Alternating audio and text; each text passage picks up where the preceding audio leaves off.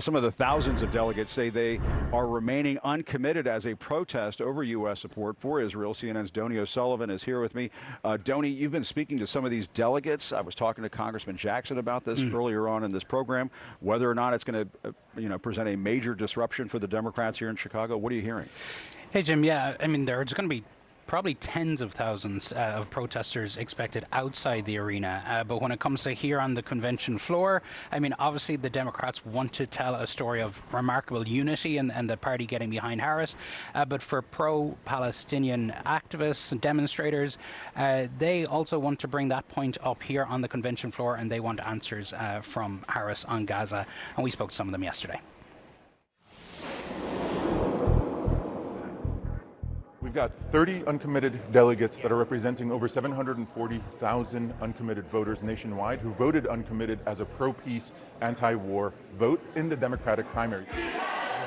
This is a meeting of uncommitted Democratic delegates here in Chicago on the eve of the Democratic National Convention. That it's not sustainable for our own government to fund the mass killing of civilians. Folks become delegates at their state party, and then they come to the national convention, and they're either committed to one of the candidates or not. In our case, we're not committed because we haven't heard what we've wanted to hear. We're looking for a ceasefire. We're looking for a strong commitment on a ceasefire.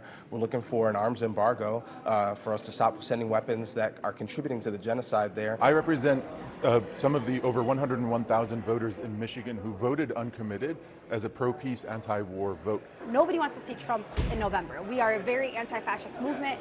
We are actually doing what we can to save the Democratic Party by saying, listen, VP Harris, there is a key base of over 730,000 anti-war voters who are telling you that we want to see you turn the page on Gaza policy and save Palestinian lives. What do you want to hear from Harris in Chicago this week? I want to hear from Vice President Harris how it is that she's going to turn a new page on Gaza policy from the destructive and disastrous policy of the last 10 months to one that saves lives. You got to meet Harris briefly in Michigan. We wanted to be able to speak to her directly. And the fact that Michigan voters would want to support her in the November election, but we can't do that right now while our family members, our friends, our loved ones are being killed with U.S.-funded bonds. I told her that we need a policy shift that will save lives in Gaza. My community is telling me that they're losing tens and hundreds of their family members, and she said it's horrific. She's been incredibly empathetic. I do have to say that. We have seen more empathy and compassion from Vice President Harris, but that is not enough. Palestinian children can't eat words. Is there more hope in this movement right now with Harris at the top of the ticket than there was when Biden was there? I think that in general we would all say we're cautiously optimistic. There is a little bit more wiggle room, we feel like, with Vice President Harris. We've already seen her change the rhetoric a little bit, but words are not enough. And Jim, you hear that cautious optimism there. I will say one of the delegates also told me that the difference in the engagement between when Biden was on top of the ticket versus when Harris, it was night and day in terms of how the campaign is engaging with these activists. Also, a lot of folks, a lot of Democrats saying to people like this, well, you know, if you don't vote for Harris, you might help Trump, and that's not going to be good for Arab Americans or for Gaza, and for this cause, your cause. And those folks say that's not our issue. That is for the Harris campaign to answer those questions and to change their position. And I hate to ask you an impossible question to answer, but I'll ask it anyway. Thank you, Jim. Make my life easy. Thanks for that. What are the expectations that things will remain peaceful, that things won't get out of control? Are you getting any sense of that from these activists you're talking to? I mean, all the activists that we've spoken to very much say they want things to remain peaceful. They want their voices to be heard. They want to remain peaceful. But of course, like this, like any demonstration, particularly on this issue, particularly also with the idea of potentially counter-protests, and also there could be agitators in these crowds outside the next few days. We'll be outside, as will our colleagues be. But yes, they are hoping, as everybody here is, that things remain peaceful. Yeah, you have to assume that outside agitators are going to try to infiltrate some of these demonstrations, try to see what kind of trouble they can stir up. All right, Donnie O'Sullivan, thank you very much. Really appreciate it.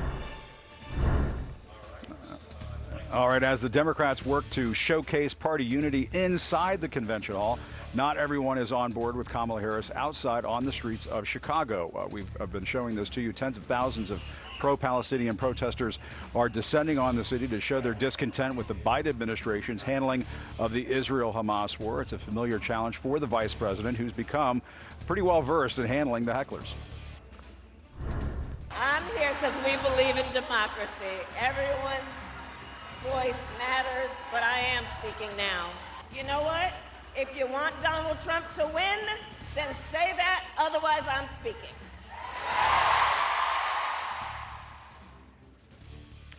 Inside the convention hall, though, another small crack in Democratic unity with 36 uncommitted delegates on that floor. They represent hundreds of thousands of American voters and Democrats as well. We're now learning that 3 Democratic senators who are running for re-election in competitive states will not attend this convention.